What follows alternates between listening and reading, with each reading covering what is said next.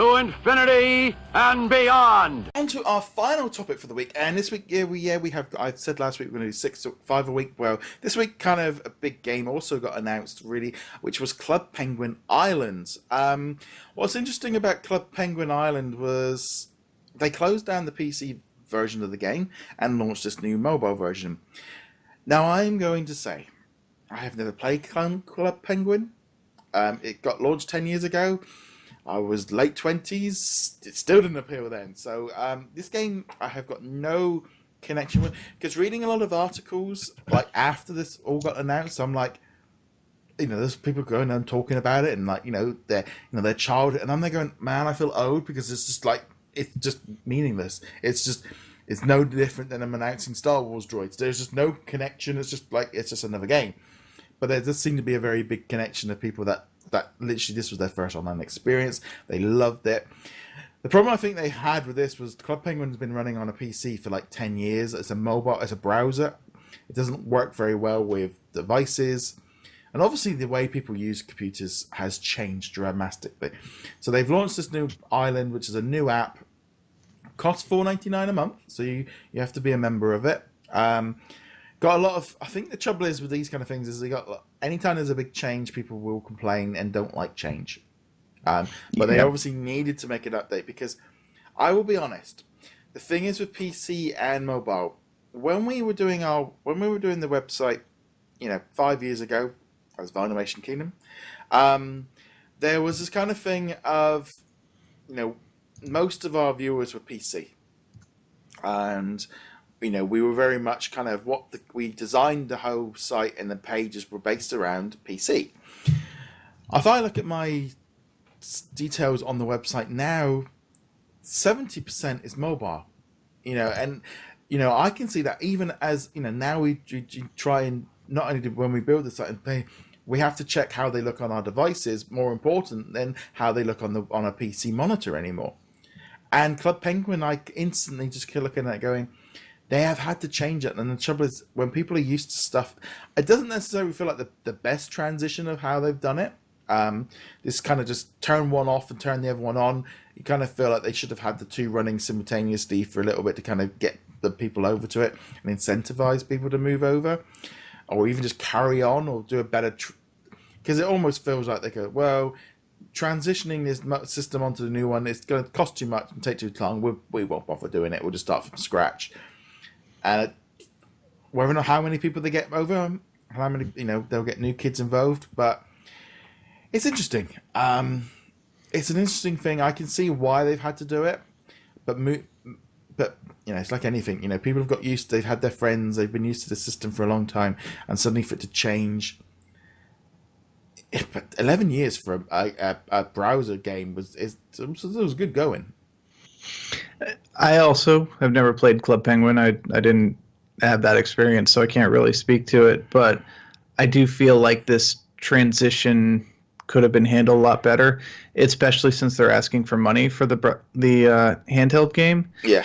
I think you had to pay for the PC version as well. I think. Oh, did you? Then in that case, okay, then they can do whatever they want. But yeah, and they weren't really given that much notice. I know it's not like, okay, we're pulling it down and here's the mobile game. There was advanced notice, but it feels like there wasn't too much notice. So I can understand why people would be upset. But like you said, the transition from browser games to mobile games happened a while ago. Yeah. And Club Penguin was kind of this little artifact from a previous era. Kind of like people who still play like RuneScape or Neopets or whatever. It's like it's cool that you're doing that and you're supporting it, but I mean most of the rest of the internet has moved on to other things. So it had to happen. Could have happened better. I wonder how many people they're going to lose simply from the this is a good point for me to just stop playing Club Penguin and go play something else instead. So, but I'm sure they factored that in. Yeah, so. And also, I can't help but wonder as well of like, will this be able to attract more customers and more kids? Because, I'm thinking of my friends' kids. They don't play on the PC. They don't go near, the mum's PC's over in the corner. They're always fighting and playing. No, there's tablets each, but they're always on their devices.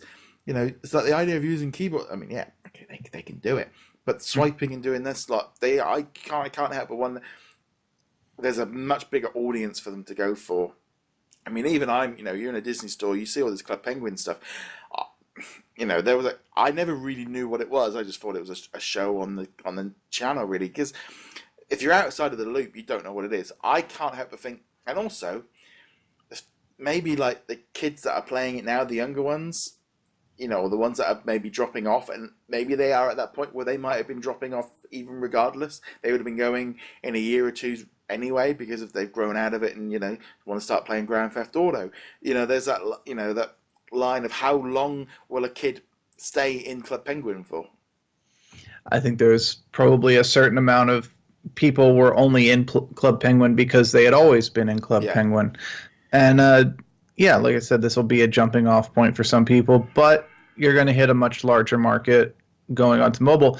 However, like we saw with, say, Super Mario Run, people aren't necessarily going to want to pay an upfront cost for the game. They'd much rather you monetize other parts of the game, even if that means they end up spending a lot more money on it than otherwise. So we'll see if its payment structure works in a mobile market, because I could see a lot of people kind of getting thrown off by that. I mean, Super Mario was a great game, and it was probably even a $10 a game that was worth $10, but people were like, this isn't what I expected from this game. This mobile games have different expectations than PC or console games, and we'll have to see. I mean, I'm not going to see, because I'm not going to jump onto Club Penguin. I hope it's successful though for the developers. It's also that thing as well. Like, again, for me, it's like, there's no point in saying I'm not.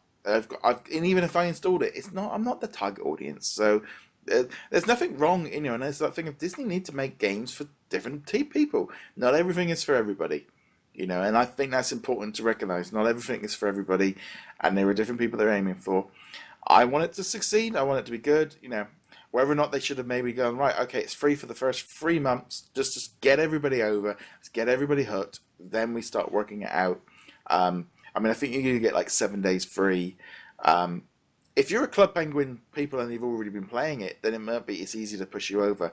But it's going to be, there again, Club Penguin has always been about being a safe environment for families, and there's this trust element from the parents that they can chat to friends and stuff, and everything's filtered to beyond belief, and it's a very friendly way for kids to be involved in the internet. But yeah, it should be interesting to see how it goes. I think they're at a point where they were going to have to do this now, or they were going to have to do it in 3-4 weeks. It wasn't going to be and also have numbers been dropping off, and the Club Penguin brand is not connecting with young kids because they're never getting into it. And I can't help but feel they're looking at it going, well, the older kids that you grew up with PCs are leaving, and the new kids are not joining, and there's that line between getting bigger and bigger between the two. So they had to do it. I think it makes, you can look, hard to explain that to a kid that's playing on the PC version that suddenly is gone. That's not the easiest thing to try and explain. Whether or not they could have crossed over a little bit better would have been a lot easier. But Disney don't like doing things like that. Disney, sometimes they like to do things we're just going to rip the Band-Aid off way. We're not going to ease you into it. We're kind of count to 3, 1, rip. And, sometimes that works out, sometimes it doesn't. I suspect that any kids who were really, really into Club Penguin, PC or otherwise, they'll make the transition just fine. So the bigger question will be, like, 8, 9, 10 months down the road, are we going to get the story of, well, Club Penguin Islands is shutting down because of lack of subscribers, or are we going to, just going to kind of forget about the game and it's going to go off and do its own thing quietly in the corner? I think this one's got a little bit more legs to it because it's an established brand, and they can, and also if it's $4.99 a month, they might be pushing it, and they can put some money behind it, and they'll go, well, it's made money the last so many years. We know that it's an established brand. So it's not like Disney Enchanted Tales, which is completely fresh off the bat and hasn't got any connection. So, should be good. We will find out. Although I suspect we'll find out simply from press releases about whether or not it's still going. Yeah, it's like I said, it's not for us. I want to play DuckTales next week. That's what.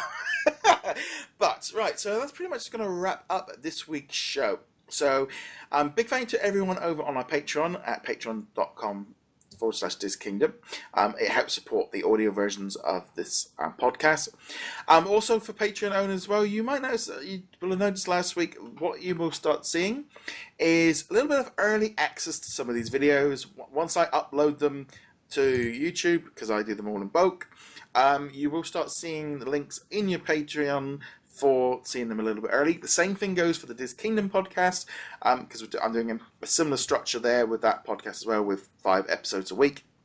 And so patrons will get early access to some of the content. Also, the audio versions will get the full version of this in one nice little package.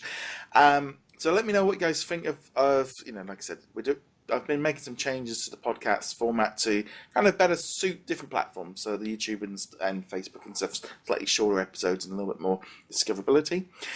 So on that note, thank you very much. Be sure to check out our Infinity and Beyond Facebook group to join in all the discussion. You can find us on Twitter and Instagram and all the other bits and pieces like that. James, where can they find you over at?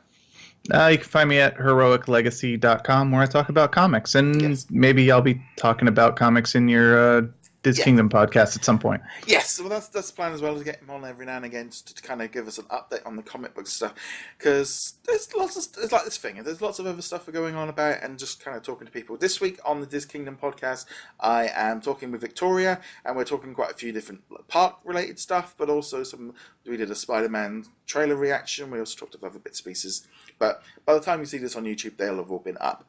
Anyway, guys, thank you very much for watching. We shall see you guys soon. Laters. Later.